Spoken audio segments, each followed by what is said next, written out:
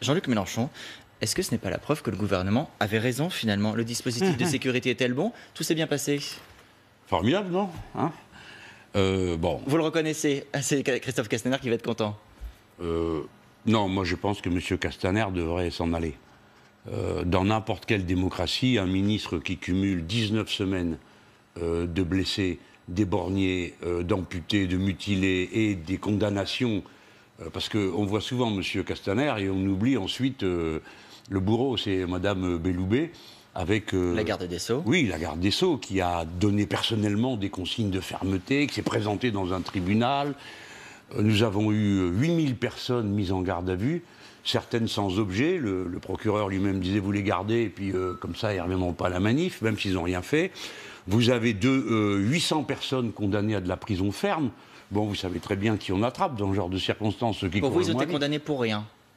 Je ne dirais pas pour rien, il y a toujours une bonne raison, et les juges se réfèrent toujours à un article de la loi. Mais tout ça est totalement disproportionné, a été destiné à intimider, et je vous demande d'y réfléchir. Est-ce que ça vaut la peine d'envoyer quelqu'un à de la prison ferme? Je viens de vous parler de 800 personnes en prison ferme. Est-ce que ça vaut la peine? Des gens sans casier judiciaire, bon, ils étaient à la manif. Quand bien même auraient-ils crié un peu fort ce jour-là? Mais hier, on n'a pas empêché, par exemple, de défiler ceux qui étaient dans le cortège déclaré. Donc ça pose des problèmes sur ce qui s'est passé les autres semaines. Pardon, mais je trouve que vous allez un peu vite en besogne. Je vous pose les questions et je vous laisse répondre. J'ai compris, mais c'est mon devoir aussi de vous dire, bon, alors comment ça se fait cette semaine? Ça se passe bien, et la semaine d'avant, ça se passe pas bien. Parce que j'observe que vous aviez dit cette semaine, attention, par exemple, au périmètre interdit. Attention, en particulier, vous avez fait une conférence de presse vendredi pour dire les militaires de l'opération Sentinelle mobilisés, c'est pas forcément une bonne idée. Il se trouve que hier, ça a été le cas. Et qu'on n'a pas vu d'incident? Alors, je vois les choses autrement. Mais commençons d'abord par dire ça. Le commandement et l'usage des forces de police qui a été fait pendant des semaines, 18 semaines, est un usage qui n'est pas le bon. La preuve, c'est qu'il y a aussi 1500 policiers blessés. C'est du jamais vu. Hein.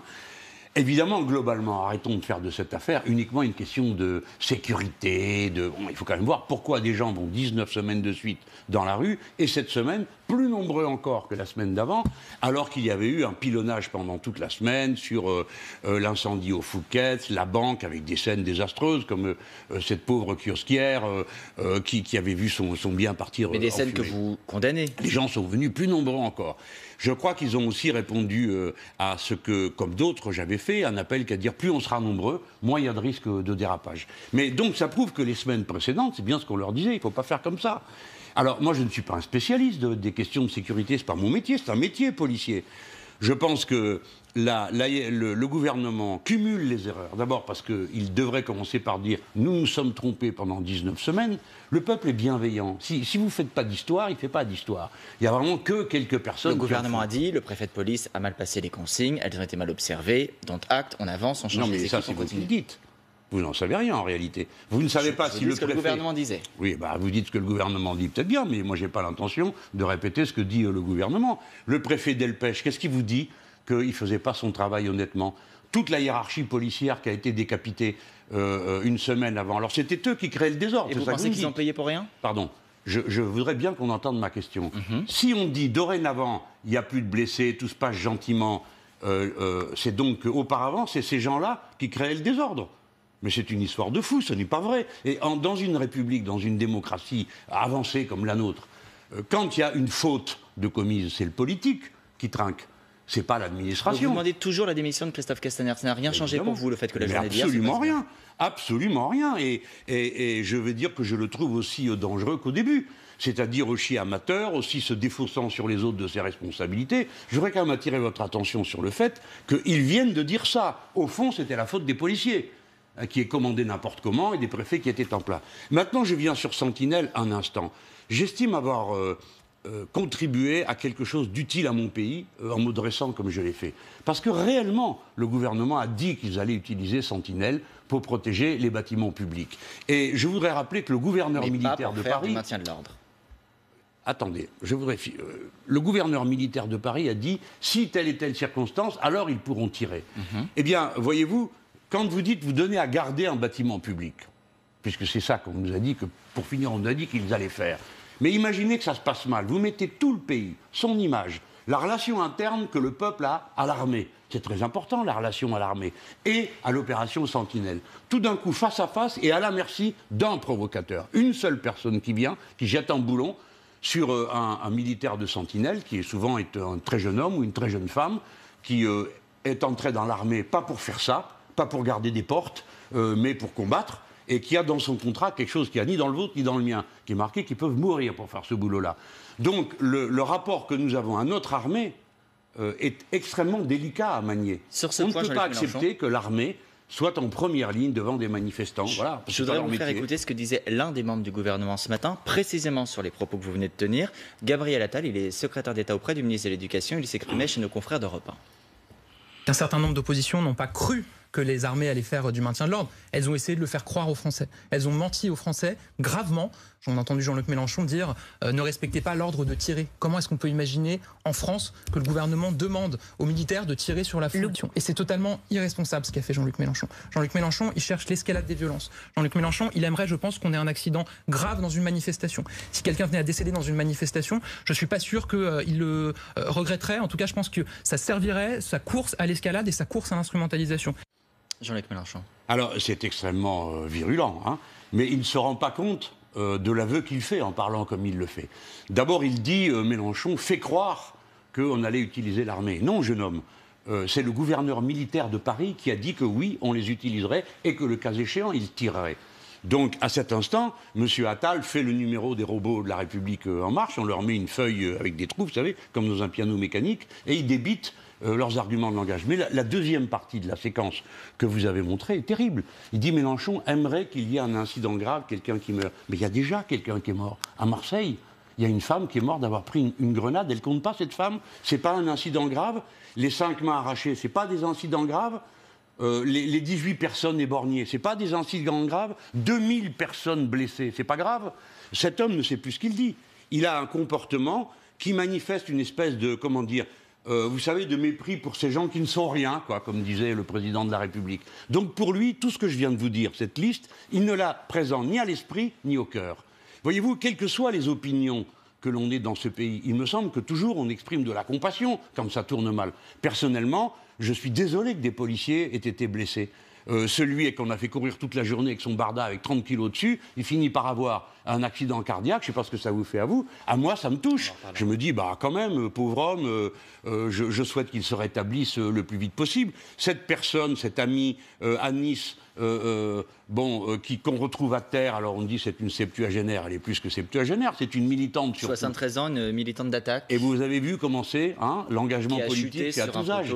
Alors, on dit qu'elle est rentrée dans un poteau. Bon, nous verrons bien, mais tout ça est d'un mesquin. Il faut surtout se préoccuper des gens. Et surtout que le pays... Moi, je ne cesse de dire ça. Alors, M. Attal me prête des propos contraires. Je ne cesse de dire qu'il faut une désescalade. Je ne souhaite pas, je ne veux pas d'un point de vue moral, quoique moralement non plus, mais d'un point de vue stratégique. Je ne souhaite pas l'escalade de la violence, parce que je pense qu'elle est contre-performante pour la cause que je défends aux côtés des Gilets jaunes. Je ne peux mieux le dire que je suis en train de le dire. C'est le nombre notre force. Est-ce que vous avez l'impression que le gouvernement, lui, la recherche, cette escalade? Ah ben clairement, les semaines passées, oui. Parce que dès qu'il y avait un Cajot qui brûlait, ils étaient là à montrer ça, à le mettre en avant. Ils ont essayé de l'instrumentaliser. Voyez-vous, je ne veux pas accuser. Je n'aurai pas le moyen de donner la preuve de ce que je dis. Par conséquent, je ne le dis pas. Mais je dis que oui, ils ont utilisé de toutes les manières possibles la violence. Rappelez-vous la première semaine, parce qu'il y a eu 12 morts dans cette affaire. Hein. Il y en a une qui est morte sur une grenade, mais il y a 11 personnes qui sont mortes sur des barrages. Bon, le président de la République a dit qu'ils étaient morts d'imbécilité. Non, ils sont morts dans des tensions et parce que la police n'était pas... D'accident de la route, par exemple, d'avoir été heurté par des véhicules, pas dans la... Oui, non, mais c'est pas des accidents de la route. Quand quelqu'un décide de foncer sur un rond-point où il y a des gens, c'est pas un accident de la route. C'est quoi alors pour vous? C'est quelqu'un qui pète, comme on dit vulgairement, il pète en plomb, il perd son sang-froid. Donc le rôle de la police... Pas de la responsabilité du gouvernement? Écoutez-moi, c'est la responsabilité de la sécurité publique.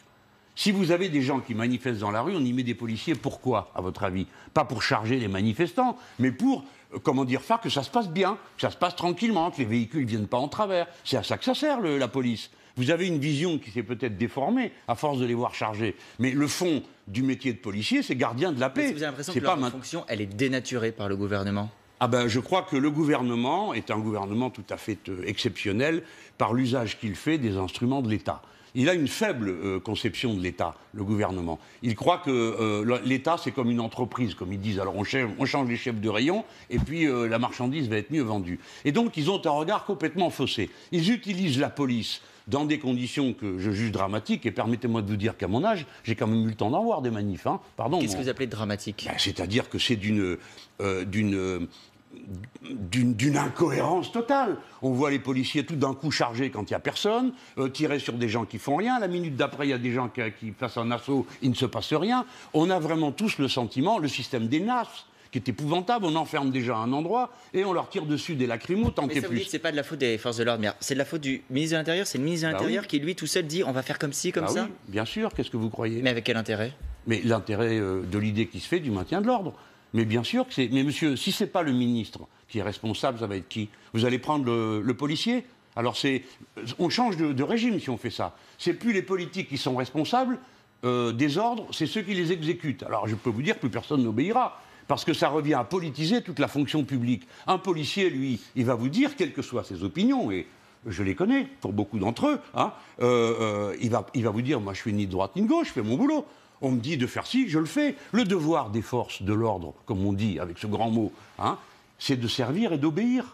Un point, c'est tout. C'est pas de moi, c'est du général de Gaulle. On va écouter juste ce que disait Jean-Luc Mélenchon hier soir, le ministre de l'Intérieur, Christophe Castaner.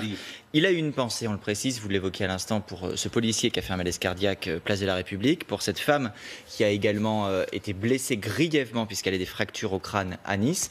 Et il a fait le bilan, qui était selon lui le bilan de cette journée. Aujourd'hui, l'ordre républicain a été maintenu. La doctrine que nous avions adoptée après le 1er décembre a été appliquée à la lettre.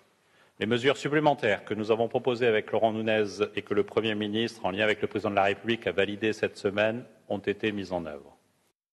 L'ordre républicain a été maintenu. Est-ce que vous partagez ce constat ? C'est une grandiloquence ridicule. L'ordre républicain, on met toujours cette pauvre République à toutes les sauces des choses violentes. Quel ordre républicain ? La bonhomie populaire a pu s'exprimer pendant le week-end parce qu'on n'est pas venu lui chercher pouille, la gazer tous les 5 minutes ou l'assaillir. Voilà.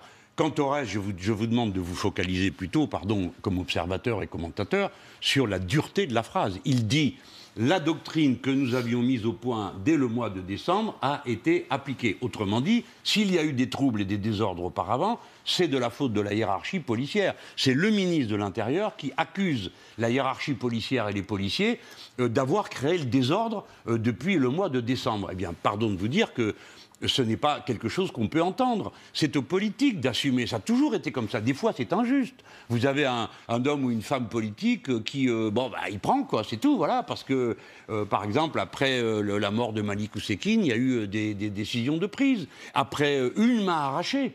Je crois que je ne sais plus quelle année c'était. Ça a été toute une histoire dans le pays. Plusieurs fois la démission de Christophe Castaner. Oui. Pourquoi est-ce qu'aujourd'hui, ce serait plus d'actualité qu'il y a quelques semaines ? Le président n'a pas donné suite à votre demande.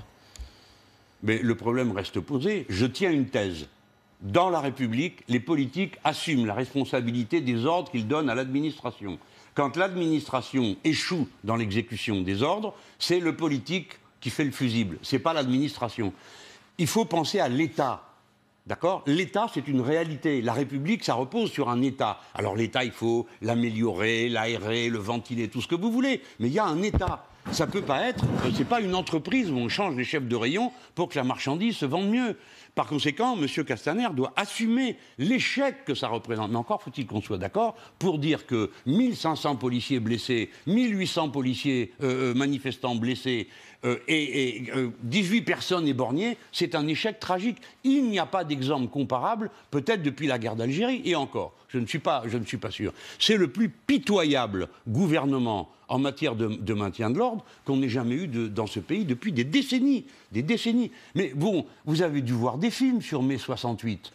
Vous avez dû voir comment c'était. Les gens, ils jetaient même des meubles par les fenêtres. C'est vous dire. Et on dit, au bout de 15 ans, on a dit, il y a dû y avoir 7 morts. On n'en est même pas sûr. À l'époque, on pensait qu'il n'y en avait eu aucun. Mais le préfet Grimaud, lui avait assumé sa fonction de préfet. Il avait donné des consignes très dures, des fois, aux policiers, dans un langage qui était quand même très courageux. Il leur avait dit qu'il frappe un homme à terre, se déshonore.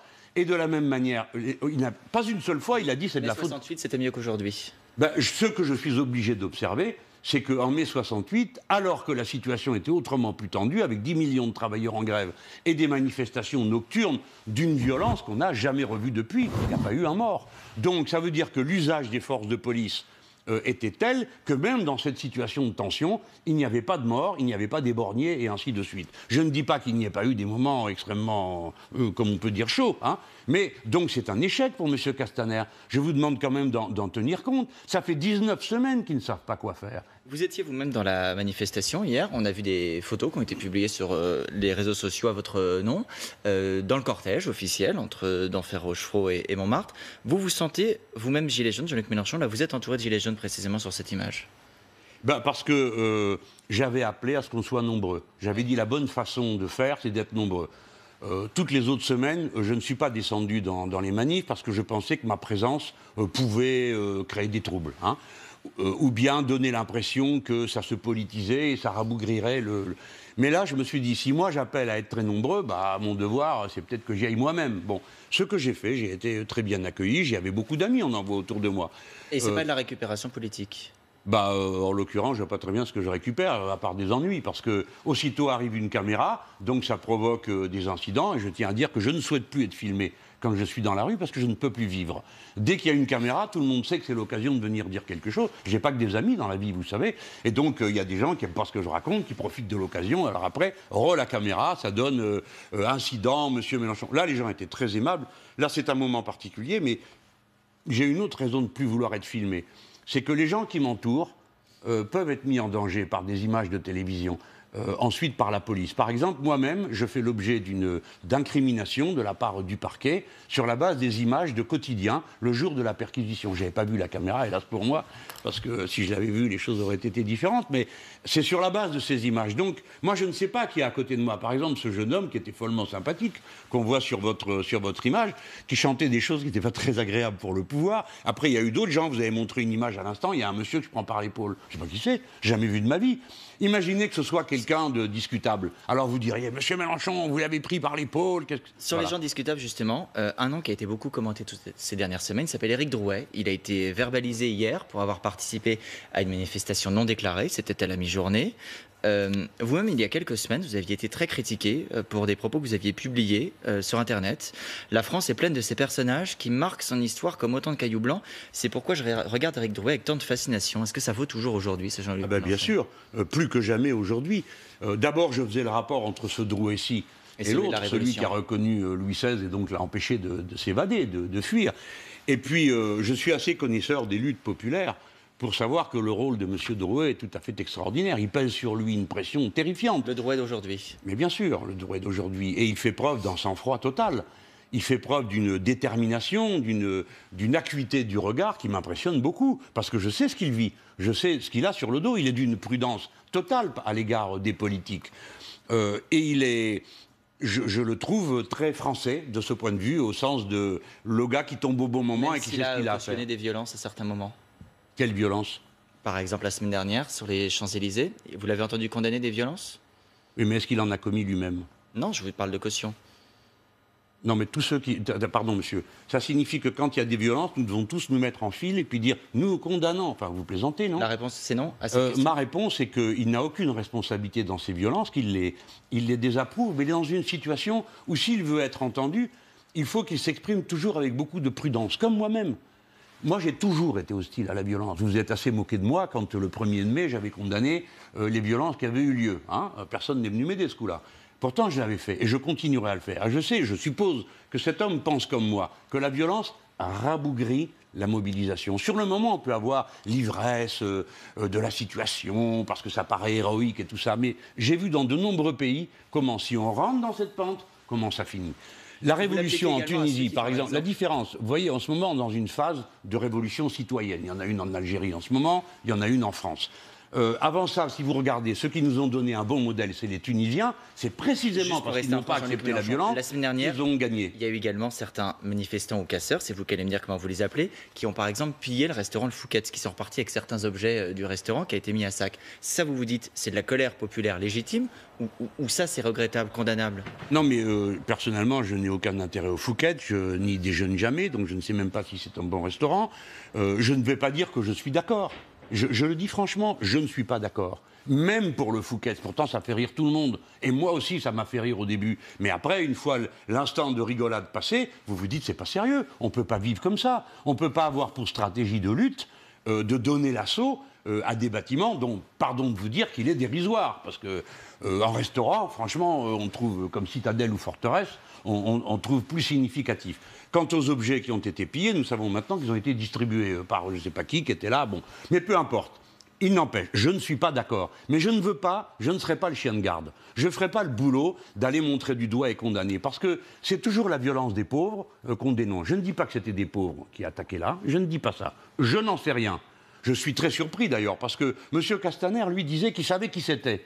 Mais il n'arrête jamais personne. Et on ne les retrouve jamais dans les gens qui sont condamnés. Qui est paru en comparution immédiate, pas plus tard qu'hier. Effectivement, là, pour le coup, la procédure a été invalidée parce qu'il y avait un vice de forme. Non, attendez, non, là, vous allez trop vite. Il y a un couple qui a été incriminé hier parce qu'il a été reconnu sur Facebook en montrant des objets. Avant d'avoir dit ouf ni af, on les a perquisitionnés et inculpés. Et puis après, on s'est dit, ah ben zut, on leur a donné le matériel. Il faut mettre les choses à leur place. Vous voyez, tout ça, ça sert à rien de dramatiser, de toujours monter aux extrêmes. Ah, ils ont pillé, bah. La vie est un peu plus compliquée que les images nous donnent à penser. Son travail. Là, en l'occurrence, ils n'ont pas été inquiétés. Écoutez, monsieur, je vais dire après vous que tout va bien dans ce pays. On se demande pourquoi il y a des manifs. Alors justement, comment est-ce qu'on va en sortir, Jean-Luc Mélenchon? Il y a un grand débat qui a été organisé depuis plusieurs semaines par le gouvernement. Sauf erreur de ma part, vous avez refusé d'y participer. De le cautionner, hein, j'empêche pas les gens d'y aller s'ils veulent. Hein. J'écoute pendant des heures le chef de l'État. Ça vous gênait d'entendre des gens qui pouvaient parler, débattre Non, je trouvais cet exercice, et je continue à le dire, ridicule et déplacé, parce qu'il est lui-même la démonstration de la faillite des institutions. Dans quelle démocratie, 18 mois après une élection présidentielle, on recommence le débat sauf l'élection? Parce que tous les sujets que le président a mis en débat, l'écologie, la fiscalité, etc., c'était tous les sujets de la présidentielle. Qui passionnent la France insoumise, a priori, sont la transition écologique, c'est un sujet que vous portez, la fiscalité, la démocratie, la citoyenneté, les services publics, c'est des sujets majeurs. Mais merci de me le reconnaître. Mais bien volontiers, sauf que je ne vois pas la cohérence, pour le coup, à dire que ce sont des sujets importants. Précisément, c'est que pour nous, ce sont des sujets qui méritent décision, pas blabla. Nous avons déjà eu cette discussion. Il y a 18 mois, il y avait des élections présidentielles. 18 mois après, on recommence le débat. Mais la décision, vous n'en savez rien. Attendez, je comprends ça parce qu'un commentateur, pour lui, un débat, c'est une réalité en soi. Mais non, nous parlons de politique, d'un peuple majeur, citoyen. Il y aura des décisions du président de la République à la fin. Du président de la République. Sa seigneurie va donc décider, après avoir ouï le bon peuple. Et alors déjà, le peu qui dit qu'il a compris, pardon de vous dire qu'on ne doit pas fréquenter les mêmes. Parce qu'ils ont dit, alors que demande le peuple? Une journée de travail gratuit de plus que le peuple ferait. Et deuxièmement, allonger l'âge de départ de la retraite. C'est les deux propositions que la République en marche a sorties. Le commissaire Jean-Paul Delevoye dit exactement l'inverse aujourd'hui dans le journal du dimanche. On va regarder ses propos. Il dit « Nous n'avançons pas masqués, conformément aux engagements pris par le président et le Premier ministre le 10 octobre dernier. La réforme engagée repose sur un âge légal minimum de départ à la retraite à 62 ans dans le nouveau système universel. » 62 ans, donc comme aujourd'hui, demain ce sera le cas. Ça vous fait rire? Oui, bien sûr. D'abord, parce qu'il n'y en a pas deux qui disent pareil, donc pour avoir un débat... a priori, il gère le dossier, Jean-Paul Delevoye, il doit savoir. Ah bon? Pas Madame Buzyn, alors? Qui, effectivement, la semaine dernière, serait LCI dans le grand jury. Donc nous avons deux points de vue. Et puis nous pouvons en rajouter un troisième avec ce qui a été dit par M. Guérini. Donc nous avons, du point de vue de la majorité, trois points de vue. Par contre, écoutez, je sais une chose, rien que cette phrase que vous nous montez. La réforme engagée repose sur un âge légal minimum de départ à la retraite à 62 ans. Monsieur, avec un système de retraite par points. C'est un peu compliqué techniquement expliqué. L'âge légal de départ à la retraite n'a aucun sens. Donc ça pourrait être 62, 59, 50. Tout dépend de la valeur du point. Or, précisément, vous saurez chaque année combien vous payez pour avoir la valeur de votre point, mais vous ne saurez jamais quel sera le prix du point au moment où vous liquiderez votre retraite. Pardon, c'est technique, mais c'est un sujet qui appelle des réponses. Donc, quand il fait ça, Jean-Paul Delevoye, il se fout de vous, parce que c'est vous qui êtes concerné, c'est pas moi, j'ai déjà dépassé l'âge de la retraite. Mais vous, si vous voyez ça, vous ne saurez jamais ni combien vous aurez, ni à quel âge vous partirez. Donc, je pense que tous ces gens ont une espèce de rapport à la, comment dire, à la réalité et puis à l'enfumage qui est quand même incroyable. Ce qu'il dit n'a aucun sens. Le point ne permet pas de déterminer à quel âge vous partirez. Sauf que ça détermine une chose. À quel âge vous aurez le droit de liquider. Et encore, c'est pas sûr. Voilà. Je ne sais pas si on m'a compris, mais les gens, je vais juste vous dire un truc.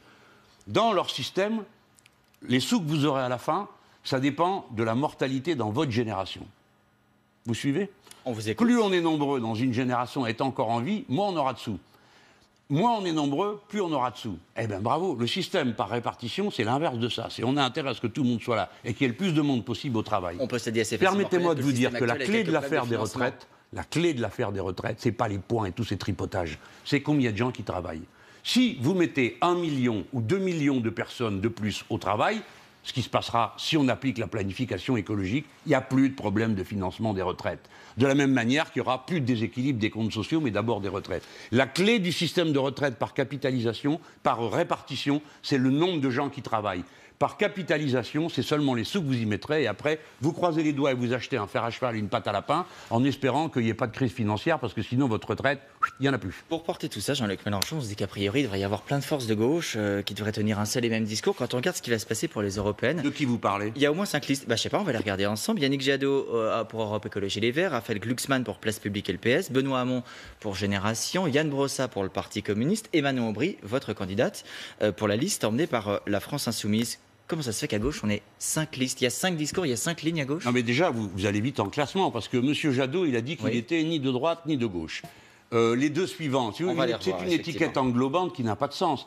Je comprends ce que dit M. Brossa et nous parlons la même langue, mais avec M. Jadot, il l'a dit lui-même, non, avec M. Glucksmann, de même. Ils sont pour être dans les traités, pour rester dans les traités européens, et moi pour en sortir. Ils ne sont pas de gauche pour vous ? J'ai pas dit ça. C'est la question que je vous pose. Mais moi je dis pas ça, j'en sais rien. Je sais une chose, c'est que sur le fond, c'est pas l'étiquette qui compte. Alors celui-ci est de gauche, l'autre est de droite, non, c'est trop facile ça. Qu'est-ce que vous proposez dans la situation concrète ? On va écouter ce que dit Raphaël Glucksmann. À la mi-journée, il était invité du grand jury et il parlait justement de votre positionnement et vous répondez. Souvent on nous a dit mais vous voulez faire le rassemblement de la gauche, pourquoi pas Jean-Luc Mélenchon ? Et moi, je pense qu'il y a une légitimité à ce qu'il existe plusieurs offres politiques s'il y a des divergences de fond. Or, sur la question européenne, il y a une divergence de fond. Jean-Luc Mélenchon, il a plein de choses extrêmement intéressantes dans le programme de l'avenir en commun, mais l'échelle européenne ne lui parle pas. Il ne comprend pas, à mon avis, que justement, pour faire face au réchauffement climatique, pour réguler la mondialisation, pour mettre une amende à Google, on a besoin de l'Europe et que l'Europe, c'est notre avenir. On a besoin de l'Europe, Jean-Luc Mélenchon. L'échelle européenne, elle ne lui parle pas. D'abord, je commence par dire que M. Glucksmann aussi est intéressant et je lui souhaite bon vent.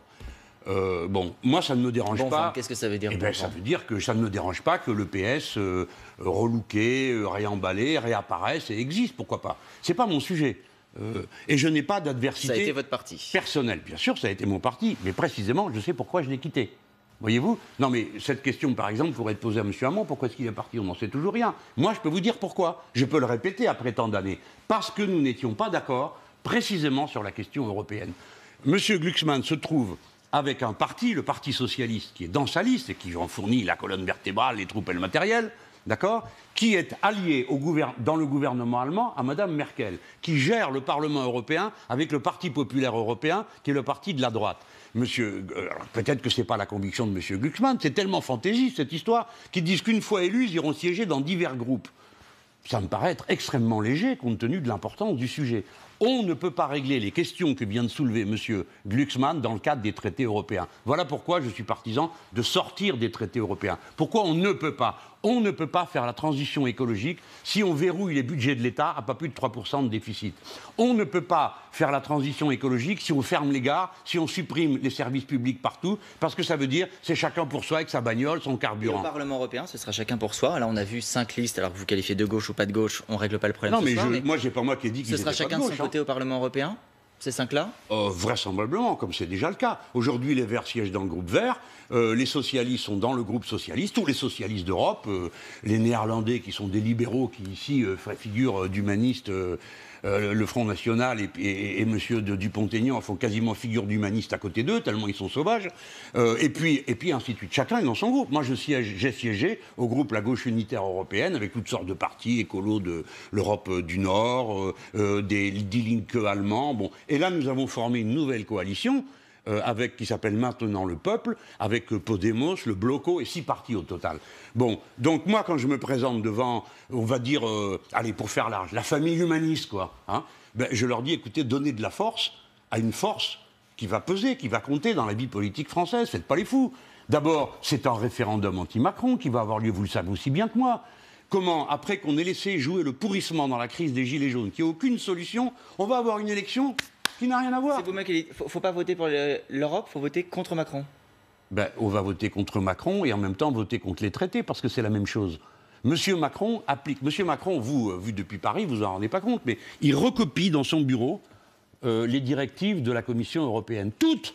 La loi sur le logement social qui prévoit la vente des HLM à la découpe, c'est une demande de la Commission européenne. C'est pas tout à fait ce qu'il dit, mais bon. Mais vous n'êtes pas là pour porter son point de vue. Vous lisez peut-être le point d'Emmanuel Macron mieux que Non, vous. mais attendez, je le suis de près, je m'intéresse à ce qu'il dit, je regarde ce qu'il fait, il a bien le droit de faire ça. Il a le droit d'être d'accord avec la Commission européenne, mais il faut le dire. Parce que vous savez, ils ont tous fait les malins contre moi pendant longtemps en disant « Mélenchon prend le risque de la sortie de l'Europe ». Non, c'est vous qui êtes des dégonflés, qui prenez le risque de la sortie de l'Europe parce que vous avez peur de Mme Merkel. Et moi, je tiens le raisonnement que si la France parle son discours, elle sera entendue. C'est pas ce que fait M. Macron. On va faire une courte pause, Jean-Luc Mélenchon, et on va voir dans quelques instants ce que disent exactement les Français de ces élections européennes. On sera rejoint par Jean-Daniel Lévy de l'Institut Harris Interactif. Et que voit-on? C'est La République En Marche, Jean-Luc Mélenchon, qui arrive très largement en tête à 23% des intentions de vote. La France Insoumise est un peu plus loin, à 8%. On en reparle dans un instant.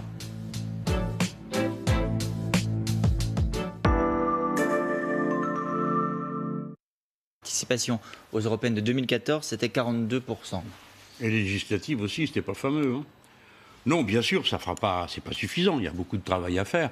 Mais tout dépend aussi à quelles questions on répond. Oui, il y en a beaucoup là, on voit. Oui, non, mais d'accord. Mais par exemple, est-ce que ces élections européennes vous intéressent? Si vous dites ah non, moi je m'en fiche complètement. Ce qui m'intéresse, c'est que je veux dire à Macron que je suis pas d'accord avec lui. Pourtant, ça peut se traduire dans le vote aux européennes. Donc, les biais des questions, il faut aussi en tenir compte, parce que sinon, on risque de passer à côté. Maintenant, ce qui est vrai, c'est que c'est une élection qui ne passionne pas, parce que le sujet, en France, est un sujet maltraité médiatiquement. C'est-à-dire que, je ne sais pas, moi, dans une année, je dois écrire 3 tribunes, 4 tribunes sur l'Europe, tout le monde s'en fout. Il n'y a pas longtemps, à la tribune de l'Assemblée nationale, 2 fois, et dans une tribune dans la presse, 1 fois, j'explique une chose incroyable. Le traité qu'a signé M. Hollande avec Mme Merkel est caduc, il n'existe plus. On sait quand même, on en a eu le temps d'en parler de ce traité. Tout le monde s'en fout. On n'en parle pas, ça n'occupe pas 1 seconde de télé, 1 ligne dans la presse. Bon, parce que l'Europe, chez nous, en France, dans le débat public, c'est pas un débat, c'est une religion. On doit être pour l'Europe, et tous ceux qui ne sont pas pour l'Europe sont pour la déferlante d'immigrés, pour le nationalisme. On ne peut pas parler. Donc, il y a une atmosphère étouffante autour du thème de l'Europe. Et moi, j'essaye d'en parler avec un point de vue, comment dire, de raison, qui repose, primo, sur une idée simple, sortir des traités, c'est-à-dire que la France, qui est fondatrice de l'Europe, dise, écoutez, ce machin-là ne marche pas. Alors pourquoi? C'est à cause de la règle d'organisation. Changeons-la.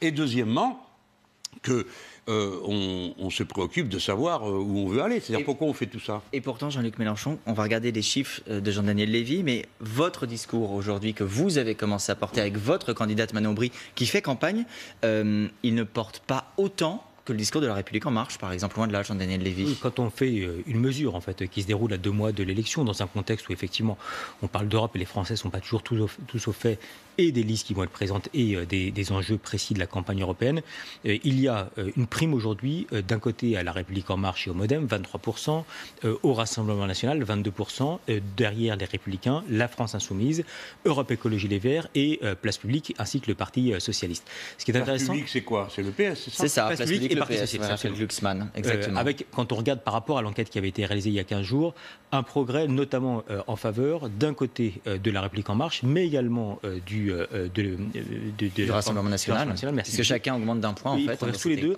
avec des thèmes qui sont des thèmes dont on a pu évoquer tout à l'heure, qui étaient relativement porteurs pour le Rassemblement National, et en parallèle, la un peu plus grande mise en avant au cours de la période récente de la formation d'Emmanuel Macron, notamment à travers la déclaration de candidature de Madame Loiseau. Comment ça se fait, Jean-Luc Mélenchon, que La République En Marche et le Rassemblement National sont pas très loin de leur score de présidentiel et que votre liste, vous aujourd'hui, celle de Manon Aubry, est largement en dessous de votre score à cette élection? Ça prouve qu'il y a du travail à faire. Mais je le prends bien parce que Monsieur Lévy m'avait mis à 13% à la présidentielle. J'ai fini 6 points au-dessus. Alors 8 et 6, 14. Mon sort est moins pitoyable qu'il n'y paraît. Mais je peux exprimer quand même, pardon. Moi, je ne suis pas anti-sondage. On n'a pas toujours été comme ça entre nous.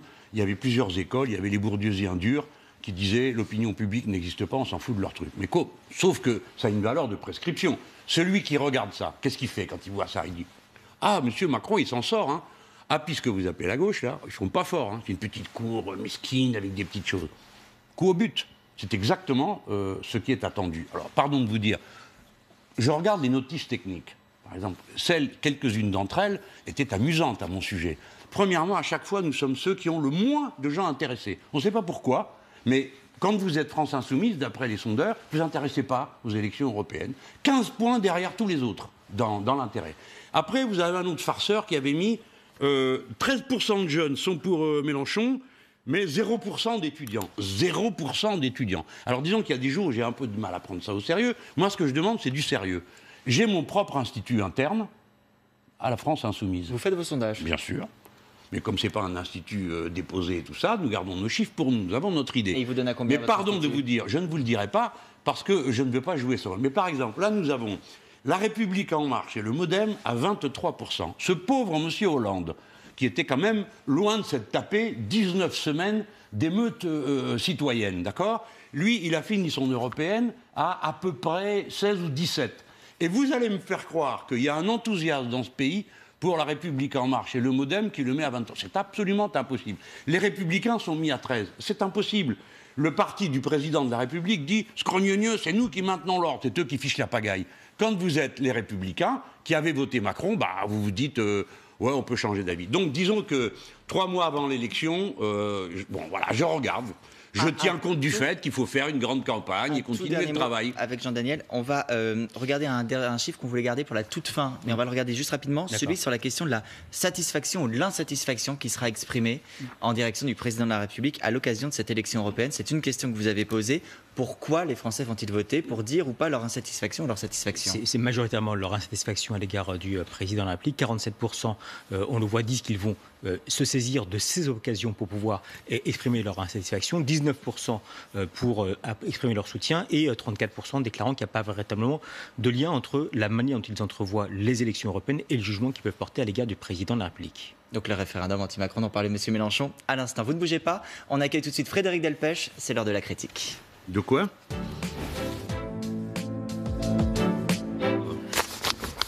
Frédéric Delpech, journaliste au service politique de TF1 et de LCI. Jean-Luc Mélenchon, il vous a regardé, il vous a écouté pendant toute cette interview. Il va d'abord nous dire ce qu'il a interpellé, éventuellement les questions qu'il a encore à vous poser. Frédéric. Alors, je vous écoute avec beaucoup d'attention. Vous avez beaucoup reproché ces derniers temps à Emmanuel Macron d'avoir lancé sa campagne, profité du grand débat pour faire campagne. Mais vous êtes vraiment en campagne pour les européennes. Et on vous a entendu. Je ne suis pas président de la République. Vous n'êtes pas président, mais on vous a entendu appeler à un référendum anti-Macron. Ça va être votre argument de campagne, si on a bien compris, en gros, ce que vous allez défendre pendant cette campagne. Pour le reste, alors, on peut dire que vous ne concédez rien au gouvernement. Hein. Malgré cette journée calme hier, Christophe Castaner doit continuer à partir. Il est dangereux, il est amateur, il a donné des consignes incohérentes à la police. Bref, aucune concession de votre part. Et puis, vous soutenez toujours Éric Drouet, que vous admirez. On a le sentiment que vous avez vraiment un sentiment admiratif pour Éric Drouet. Alors, concernant votre présence dans la manifestation hier, j'avais une petite question parce qu'on voit que vous êtes quand même, au moins depuis le début, fidèle. Hein. Vous soutenez les Gilets jaunes, contrairement à d'autres chefs de parti qui ont pris leur distance. Vous continuez à les soutenir. dire. Alors, on a vu Nicolas Dupont-Aignan accueillir Sébastien Cauchy, un gilet jaune sur sa liste pour les européennes. Vous considérez que la suite de ce mouvement, ça doit se poursuivre dans la rue, comme vous l'avez fait hier? Bon, déjà, moi, j'ai une liste de 79 gilets jaunes, donc je suis tranquille, j'ai pas besoin de faire semblant comme M. Dupont-Aignan. Donc, je blague, hein, mais bon, voilà. Je ne veux pas en rester à la description que vous faites. Moi, j'ai jamais dit l'élection européenne sera seulement un référendum anti-Macron. Pas du tout. Je dis ce sera un référendum anti-Macron, mais il faut en voir le contenu. Il y a des propositions. Et surtout, moi, je joue la puissance française. Je crois à mon pays. Ce qui fait un peu la différence avec M. Glucksmann qui dit Mélenchon, il ne croit pas à l'Europe. C'est pas ça mon sujet. Mon sujet, c'est qu'on ne fait pas l'Europe en défaisant la France. Je crois que la France a une puissance, mais pas pour, comment dire, approuver, acclamer, applaudir le schéma qui nous a conduit à la catastrophe en cours. Nous sommes, l'Europe, l'Union européenne est à l'agonie. Est-ce que, oui ou non, vous acceptez quand même de regarder les faits? Pourquoi les Anglais sont-ils partis? Vous pouvez toujours dire, comme dit M. Macron, c'est parce qu'ils n'étaient pas au courant, parce qu'ils n'ont rien compris, parce que, bien sûr... Ils ne sont pas encore partis complètement, ça a l'air compliqué. Hein. Mais en Angleterre, il y a une tradition, on respecte les votes. Pas en France. En France, les gens votent non, et les chefs disent « Ah ben oui, on a compris, c'est oui ». Non, en Angleterre, non. Donc, il faut comprendre qu'elle est à l'agonie. Et notre intérêt, c'est que les peuples d'Europe coopèrent. C'est notre intérêt, parce que quand on ne coopère pas, c'est la guerre. On a fait ça pendant des siècles. Notre intérêt est qu'on coopère, donc on ne peut pas vivre dans des traités européens qui organisent la compétition à l'intérieur de l'Europe, entre les composantes de l'Europe. Et je ne suis pas d'accord pour que la France marche à la remorque des Américains en s'inventant les Russes comme adversaires. Je ne veux pas de guerre sur le vieux continent.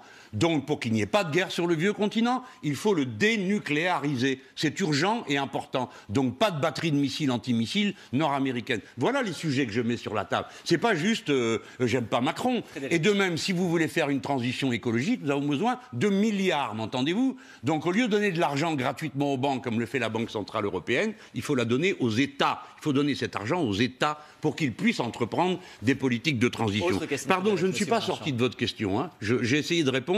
Quant à M. Drouet, mon admiration est de type humaine. J'ai connu des dizaines de dirigeants, hommes et femmes, de lutte. Je sais ce qui pèse sur leur dos.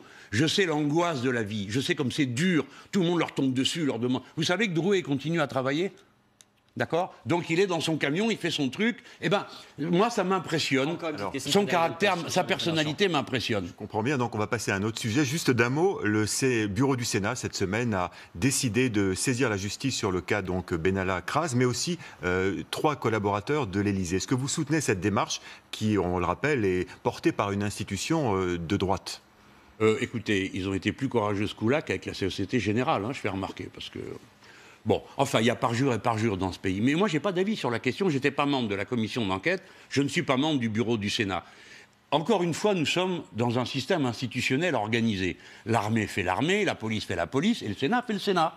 D'accord? Vous pouvez être contre le Sénat, vous pouvez être contre l'armée, vous pouvez être contre la police. Vous êtes contre le Sénat ou pas? Mais attendez, je voudrais terminer de vous répondre. Donc, quand le Sénat, dans la forme légale, institutionnelle et légitime, prend une décision, je juge que le comportement du président de la République et de ses proches est un comportement totalement aventurier.